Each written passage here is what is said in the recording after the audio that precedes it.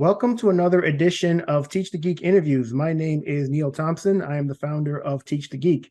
I work with technical professionals so they can present more effectively, especially in front of non-technical audiences. And you can learn more about that at teachthegeek.com. Again, that's teachthegeek.com. Today, my guest is Sandra LaPlante. She is the founder of Papaya, providing tutors for students at affordable prices. Her career didn't start there, though. She consulted for years before founding Papaya. I'm interested to learn more about her motivation for starting Papaya, the ways in which engineering has benefited her career, and how speaking factors into it all. So welcome to Teach the Geek interview, Sandra. Thank you. Thank you for having me. From the bit of research I did on you, I saw that you studied industrial engineering in school. So what motivated you to study that? Um, well, I was actually studying mechanical engineering, and but I think I found out about consulting and specifically Accenture. So Accenture became kind of like my dream company to go work for. And then I honestly just Google, just being an immigrant or even first generation. My dad is a systems engineer, but guidance in the US was, hard because I came here by myself. So I would just resort to Google and I Google, okay, what's the best type of engineering to do if you want to be a consultant? And industrial engineer came around. So I was like, okay, I'll just switch my career to industrial engineering. And that's how it happened. What I guess what you mentioned Accenture was something that was really appealing to you. What appealed to you so much about Accenture? Yeah. So the little thing I heard, somebody told me about Accenture, and it was like, well, essentially you just go solve problems for big companies, the best companies in the world. And I Googled it, and they work for every company, every vertical, and I wanted to do that, right? Like I was young, coming out of school, I still wanted to learn. So I figured, okay, this is the best way that I can learn about not only different industries, but different problems I can solve. And that was exciting, right? To not do the same job every day, but to solve problems. That's why I wanted to become an engineer, because the challenging, the brain stimulation really was appealing to me. So yeah, like that's why, because I wanted to not do one job for the rest of my life, but solve problems and help other companies. All That was right. appealing. So now I'm assuming that once you left school, did you go directly to Accenture? Yeah, I did. I got hired right out of school. All right. So now you're working at Accenture. You mentioned that working on different problems was what was so appealing about going there in the first place. So what Mhm. types of problems did you work on while you were a consultant? Um, it was mostly data analytics at the beginning. I also did testing for, I remember, Disney. So I was part of their user acceptance like group. And so Disney, as you know, they pride themselves in customer service and delivering the best products and best experience. So as part of that group, so also like making sure that that engineers were delivering a product that was quality, right? And then, so mainly on that at the beginning, because I was in tech consulting, so it was software implementation. So it was already kind of like a problem that was solved, but like it was, still like problems every day. And then I work on, strategy. So I moved from Accenture Technology to Accenture Strategy because I wanted to work at the C-level suite level, and I wanted to make sure that I solve problems, at a macro level. And so these were really cool. So I solved problems for like, scalability, meaning like, there were tech companies, Facebook, no, I mean, well, companies like social media companies that were dealing with high growth, and they wanted to get a solution for scalability. So that was mainly the problems. It was always like I was in Silicon Valley, so it was problems on like I did a merger and acquisition. So this was problems on like or challenges on two companies working together, right? So these are different systems, different people, different processes, and how do they work together to deliver the best product? So that's what I worked on, and it was really cool. And like my solution was always on like based on data analytics because that's what I learned. All right. So if anybody who's listening to our conversation and they're interested in becoming consultants as well, how would you suggest they go about doing so?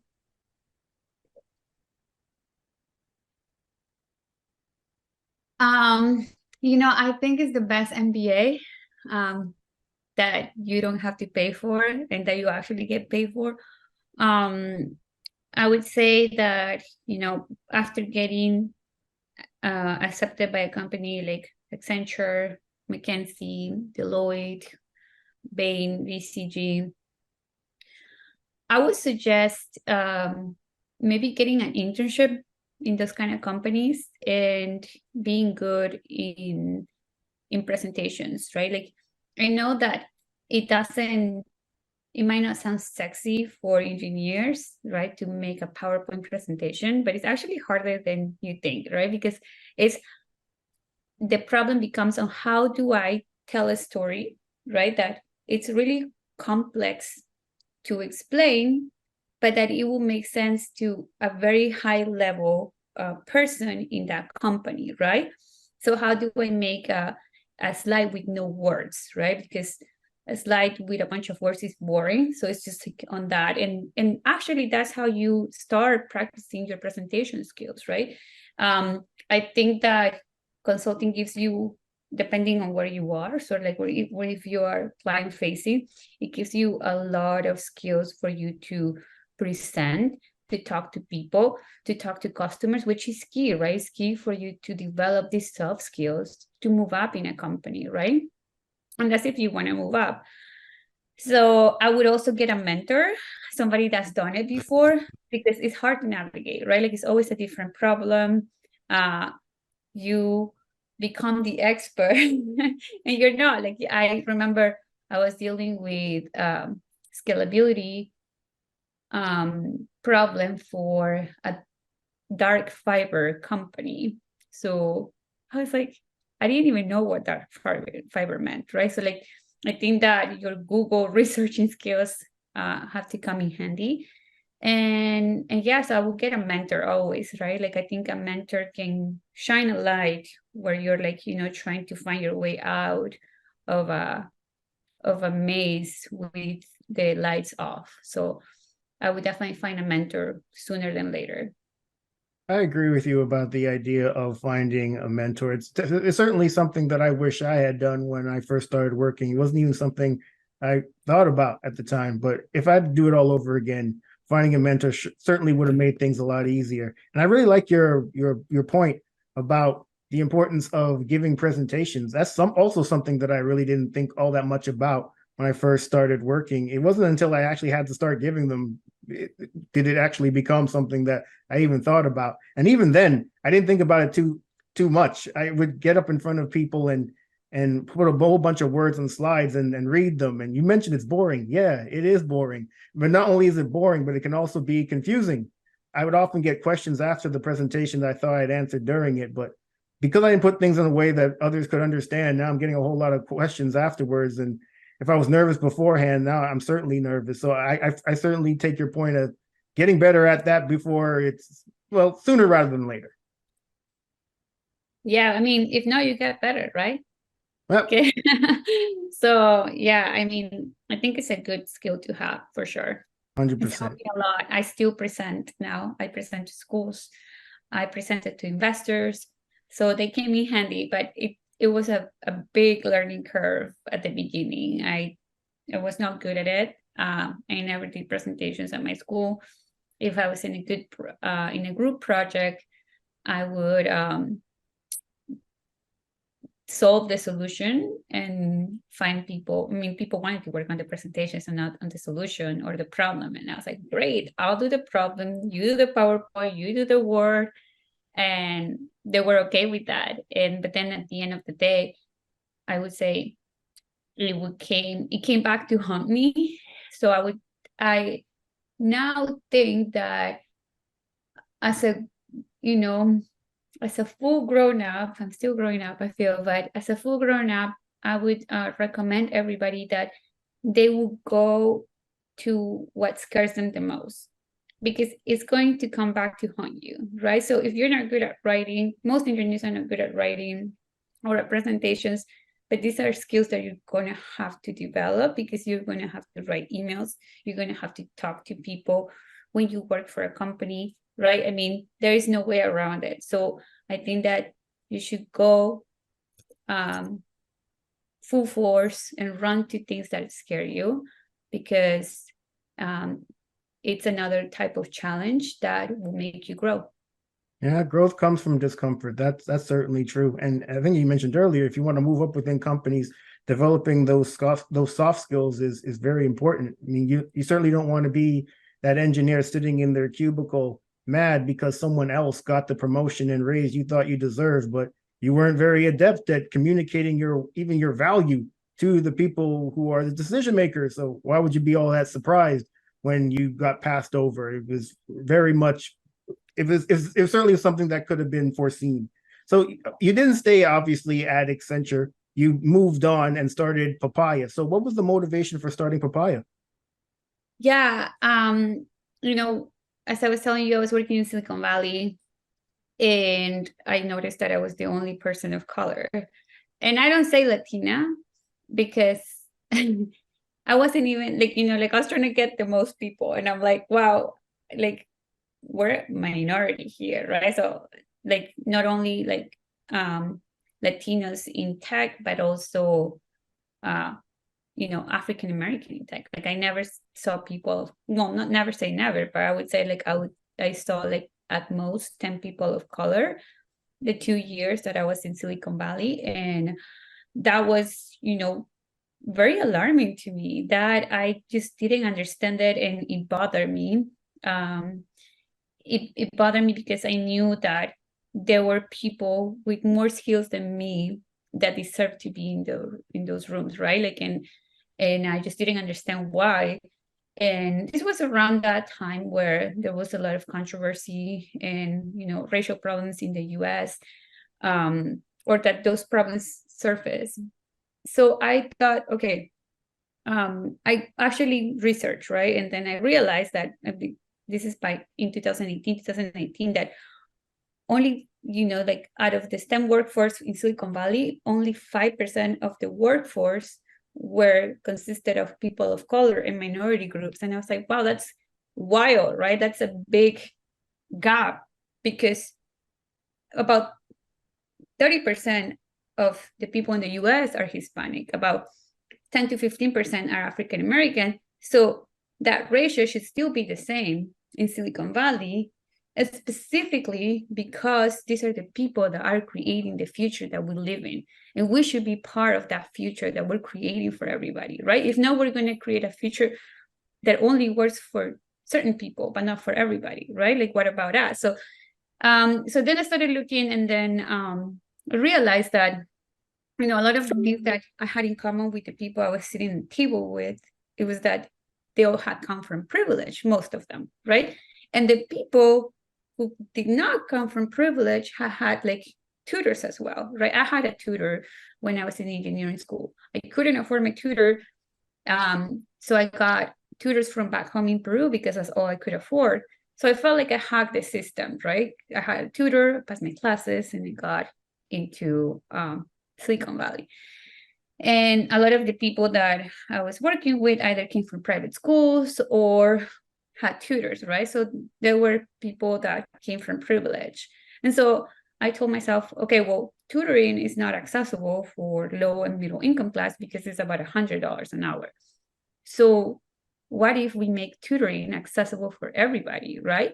So then we can really give the tools that only rich people can access to people who cannot access. And in that way, we give everybody a real shot at success, right? So, and this is right, like I was working in Silicon Valley, so I got familiar with tech. I was not scared of tech. I, like loved the mission and the disruption that was created by companies like Uber or Airbnb that have made or that had created accessibility for, like people who wanted to travel on a budget, or Uber, right? Like before, you would have never thought of like taking taxis. Like you avoided taking taxis for the life of you. You rather call your mom, your dad, your friend to pick you up from the airport, or right. And now it's easy, it's accessible, it's cost effective, it's a good experience digitally. So that's what I wanted to do. And yeah, so not only is disrupting an industry that I don't believe has been disrupted, which is the education system, but also creating equality, right? And it's more of a mission-driven company. Okay. I mean, you mentioned that when you were in school, you had tutors back in Peru that helped you with your engineering classes. The tutors that work with Papaya, are they meant for Spanish-speaking students, or is it for English-speaking students as well? No, therefore, I mean, our tutors are fully bilingual. So all of our tutors are either in Latin America or Vietnam or Pakistan. And we have a lot of immigration from those countries, right? And we're trying to expand more, but they're fully bilingual, right? And but the good thing about Papaya is that if the student, right, like there's a lot of immigration in the US, and it just keeps increasing exponentially. So if the student had just come from, for example, Mexico, let's think about that, right? Like the student just came from Mexico because of, his or her parents. And the student doesn't know the language, didn't even want to come here. So now has to deal with a cultural change, right? The fact that kids may not look the same and that doesn't know the language. And imagine that kid being in a room full of students and in school teachers speaking a language that they don't understand, right? That has to be a little traumatizing. Sure, it builds a lot of strength and thick skin, but we want to be there for those students as well, right? So I think that's the added benefit. I didn't think about it that way. I thought about like, okay, my tutors are better because I hire tutors that are not only smart, but they're emotionally smart, right? The tutors that I know that I went to the college center at my university, and the tutor definitely like judged me and was questioning my intelligence, and I didn't like that, and it actually made me doubt myself even more. So I didn't want anybody to have that experience, right? Like I think that a tutor in a service should try to strive for customer service and excellence in customer service, and making sure your customer, the student, is feeling the best, right? So that's how we hire our tutors, and we want to make it accessible. So that's why we outsource it from emerging markets. But then that's when we noted the added benefit that, oh, guess what? There is a lot of immigration in the United States, and these are students that are not being served, and we speak the language. So it was, like a win-win all around. So for the people who are the students and want to get tutoring, how does the process work with working with Papaya? So before we used to do like a direct to customer, what people call D2C, what companies would call direct to customer, D2C. So you will go on our website and just pick a membership, like either you want to have 1 hour a month or 5 hours a month and 10 hours a month. And that used to be our model, but then we switched to schools. So now we only sell to schools. And we're creating a waiting list for direct to customers. So these are parents who want to help their students, or like college students that need help on college algebra, calculus, pre-calculus. Like those first 2 years are very challenging for the student, and we want to be there for them. Okay, that's so interesting. I always thought that maybe the schools already had some sort of program or just resources for students who are struggling in classes, but it sounds like they don't, and you're filling in that gap. I'm curious, what criteria do you use to pick which schools that you work with? We like to work with schools with a high Hispanic population, because we're more effective, right? Like you feel good, right? I'm sure that, I don't know you, but I feel a little more at ease when I have somebody on the other side of the screen that looks like me, right? So we like that. We like to work with schools, Title I schools. So these are schools that have a high poverty level in their campus. We like to work with schools that have a high number of English learners, because we know that we are the most impactful there, right? So we want to help the school leaders, and there is a lot of problems in the school education, right? So the reason why we pivoted to schools, it was because I was invited to speak at the National Association of Bilingual Educators. So these are K-12 school leaders. And that's when I realized that they couldn't hire enough bilingual teachers. They told me they had rooms full of students, like immigrant students or English learner students, who didn't have school teachers to help them. The kids were getting left behind because there was nobody who can help them in their language. And so that's when I pivoted. I was like, okay, like we're needed in Texas. This is where the need was the most. And so we pivoted, and now we're working with, I would say, over 10 to 20 schools between Texas, Chicago, and Kentucky. And these are schools that need the help, where kids don't speak the language, where we can hear in the tutoring session, oh, this is what my teacher was explaining to me, right? So we believe that no kid should be left behind, and we know that we're the most impactful in those type of schools. So with the schools that you work with, is it all K through 12, or is it only certain aspects or certain segments of K through 12? Okay through 12. It's all K through 12. We were just doing third grade to 12, but now we're doing K through 12. We are just launching a reading and writing program as well. So we want to help these students. And next year, we're going to be launching a reading and writing called Literacy Through STEM. So our own curriculum, and it's going to be based on STEM subjects, because, I'm an engineer because I was exposed to engineering. My uncle is an engineer. My dad is an engineer, right? And we want to make sure that more kids who don't have this exposure get this exposure early on. So they're not scared of STEM, and they see themselves as engineers, scientists, or people that can change the future, right? So that's what we want to do. Oh, that's excellent. I mean, when I first started thinking about what Papaya is, I thought it was actually geared towards university students, but it's actually geared towards the younger students, which actually makes more sense, because by the time they get to university, hopefully they'll have the skills that are needed to do well in their engineering classes. Just that whole preparedness for an engineering curriculum can be the difference between sticking with an engineering program and dropping out. And I certainly knew a bunch of people after my first year of engineering school that dropped out and went into other majors. But if they're better prepared for it through a program like Papaya, that's certainly the best case scenario. When it comes to, I mean, I mentioned earlier, Sandra, when it comes to even speaking in front of people, I mean, you also mentioned that you speak in front of investors, you speak in front of the people, the stakeholders that are involved with Papaya. When I first started giving presentations, I know that I wasn't all that great at it, but I got a lot better at it over time. I used to be quite nervous giving presentations, and the nerves have subsided significantly since I started. Do you get nervous giving presentations? And if so, what do you do to calm your nerves?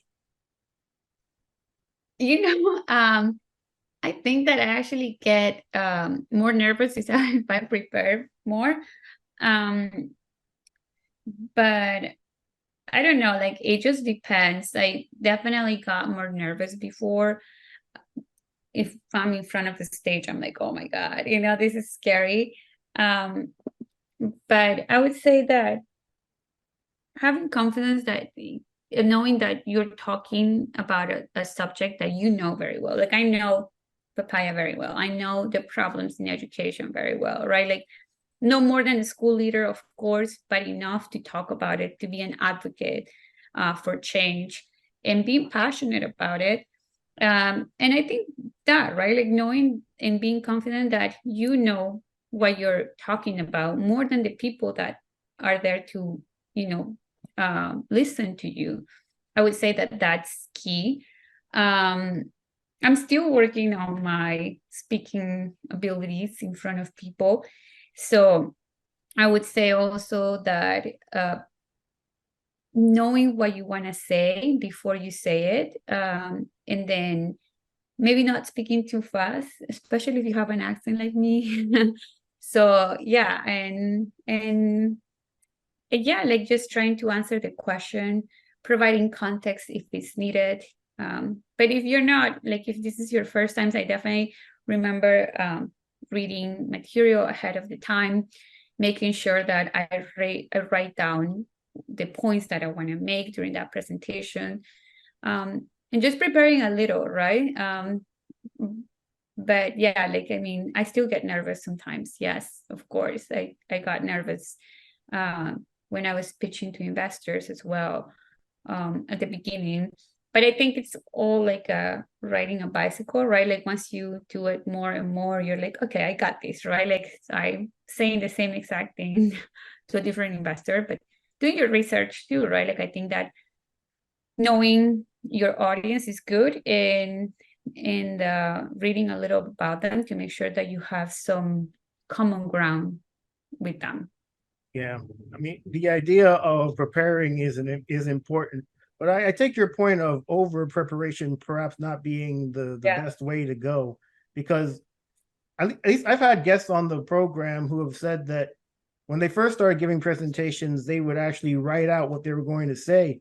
And when I heard them say that, then I thought, well, I'd ask them, do you then memorize what you were going to say? And they say, no, it just helps in just me getting my thoughts together. And I thought, oh, that's great, because you actually try to memorize your presentation and then speak it word for word. If you miss a word, that might kind of throw you in a bit of a tizzy if you forget if you forget a word, then you don't know where the next word is, and next thing you know, you don't know what the next point is, and now you're not exactly sure what you're supposed to be saying, and the people in the audience are looking at you, waiting for you to say what you're supposed to say, and it's a mess ultimately. But I firmly believe in knowing what your points are going to be and being able to speak to those points and figuring out the best way to put the information in a way that others understand. So you may have 3-4 points, but which point do you want to make first? Which one makes sense to make first? Which one makes sense to make second? That type of thing. And that's where the preparation comes in for me. It's just figuring out the best way to put the information in such a way that your audience understands. And I firmly believe in what you also said about knowing your audience. When I first started giving presentations, I didn't take that into account at all. I put stuff on slides and I went up there and read them. And I'd use a whole bunch of words oftentimes that people in the audience didn't understand. So even after the presentation, they're asking me what that word meant. I said, man, I used that word like 15 minutes ago. Now you're asking me what it means now. I said, but you would have thought I would have learned my lesson, but it wasn't until my project got canceled that I actually learned that maybe this is something I need to get better at. So for the people who are listening, hopefully you don't have to go through anything as traumatic as I did. Take my words, heed my words now, and get better at it. Start off on a good footing right now. When you were talking, Sandra, it also made me think about, when people are listening to this conversation, they may think, okay, this is something I want to get better at, giving presentations in front of others. What would your number one tip be for them to do so?